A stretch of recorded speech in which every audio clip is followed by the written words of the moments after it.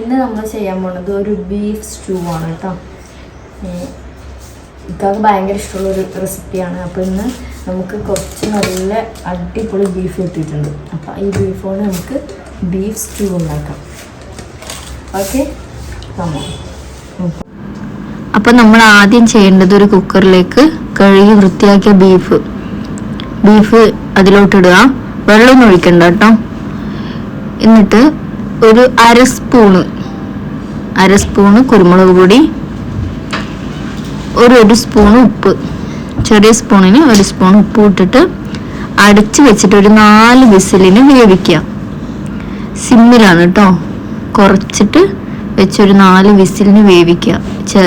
ചില ബീഫ് അതിനണക്കായിട്ടുള്ള വേവായിരിക്കാം. അത് നിങ്ങൾ എങ്ങനെയാണോ എന്നുള്ളത് അതുപോലെ നോക്കിയിട്ട് ചെയ്യാം. പിന്നെ വേണ്ടത് ഇതാ 2 ക്യാരറ്റ്, ഒരു 3 ഉരുളക്കിഴങ്ങ്, 4 സവോള, പിന്നെ ഇതാ കുറച്ച് വെളുത്തുള്ളി, ചെറിയ കഷ്ണം ഇഞ്ചി, പച്ചമുളക്, ചെറിയുള്ളി. എന്നിട്ട് ഒരു തേങ്ങ ചിരകിയാണ് കേട്ടത്. ആ ചെറിയ തേങ്ങയിലേക്ക് കുറച്ച് അണ്ടിപ്പരിപ്പ്, കാഷ്നട്ട് ഇട്ടിട്ട് നന്നായി പേസ്റ്റ് രൂപത്തിൽ അരച്ചിട്ട് കുറച്ച് വെള്ളം ഒഴിക്കണം കേട്ടോ. കുറച്ച് വെള്ളം ഒഴിച്ച് അരച്ചെടുക്കുക. നല്ല ഫൈനായിട്ട് അരച്ചെടുക്കുക.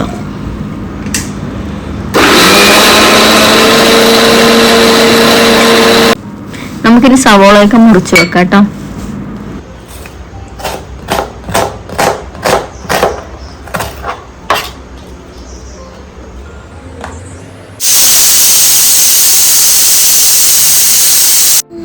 അപ്പൊ അത് മുറിക്കുന്ന സമയം കൊണ്ട് കുക്കർ വിസിൽ വന്നിട്ടുണ്ട്. അപ്പൊ ഓഫ് ചെയ്യാം. ഇനി ചെയ്യേണ്ടത് ഒരു ജാറിലേക്ക് ഇഞ്ചി, വെളുത്തുള്ളി, ചെറിയുള്ളി, പച്ചമുളക്, ഇത് 4ഉം കൂടി ഒന്ന് ചതച്ചെടുക്കാം.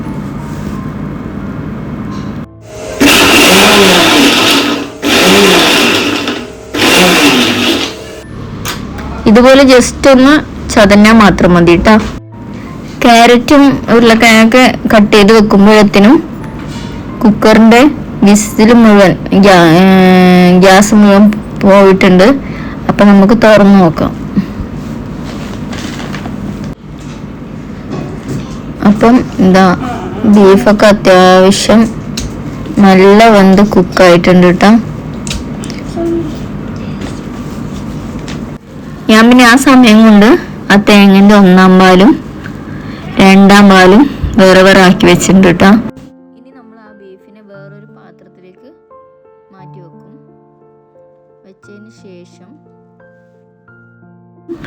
ആ ഉരുളക്കിഴങ്ങും ക്യാരറ്റും കൂടി ആ വെള്ളത്തിൽ തന്നെ ഒരു വിസിലിന് വേവിച്ചെടുക്കണം.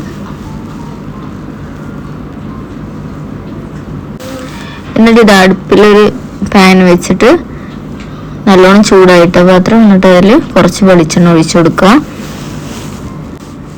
അതിലേക്ക് 2 കഷ്ണം പട്ടയും ഒരു 3-4 ഏലക്കായ ഇട്ട് കൊടുക്കുക.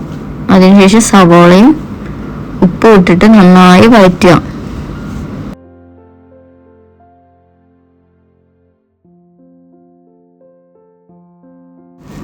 അതിനുശേഷമായി ഇഞ്ചിയും വെളുത്തുള്ളിയും പച്ചമുളകൊക്കെ കൂടി ചതുക്കിയത് അതിലിട്ട് കൊടുത്തിട്ട് നന്നായി ഇളക്കുക കേട്ടോ. നന്നായി വഴണ്ട് വരണം. അതുവരെ എണ്ണയിലിട്ട് ഇങ്ങനെ വഴറ്റിക്കൊണ്ടേയിരിക്കുക. അപ്പോഴേക്കും വേവാൻ വെച്ച ഉരുളക്കിഴങ്ങും ഇതൊക്കെ ഇല്ലേ, അത് ഈ സവോളയും ഇഞ്ചി വെളുത്തുള്ളിയും വഴറ്റി അതിലേക്ക് കൊട്ടിക്കൊടുക്കുക. അത് അതിലേക്ക് ഇട്ടതിന് ശേഷം നമ്മൾ മാറ്റി വെച്ച ബീഫും അതിലേക്ക് കൂട്ടി നന്നായി കൈവെക്കാതെ ഇളക്കി കൊടുക്കുക കേട്ടോ. എന്നിട്ട് തേങ്ങന്റെ 2-ാം പാല് ഒഴിച്ചു കൊടുക്കുക കേട്ടോ. ഒഴിച്ചതിന് ശേഷം ഇളക്കിയിട്ട് 1-ാം പാൽ ഒഴിച്ച് ഇത്തിരി വറ്റിയതിന് ശേഷം കുറച്ച് ഗരം മസാലപ്പൊടിയും എരിവിനനുസരിച്ചിട്ടുള്ള കുരുമുളകും ഇട്ടിട്ട് നന്നായി കുറുകണം. കറി നന്നായി വറ്റി വരണം.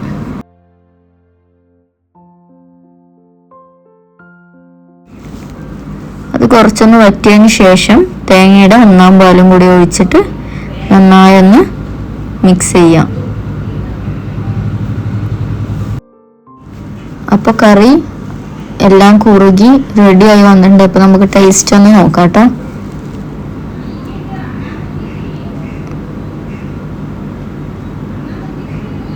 അടിപൊളിയായിട്ടുണ്ട്. അപ്പോൾ എല്ലാവരും ട്രൈ ചെയ്യുമെന്ന് വിചാരിക്കുന്നു. Tata bye.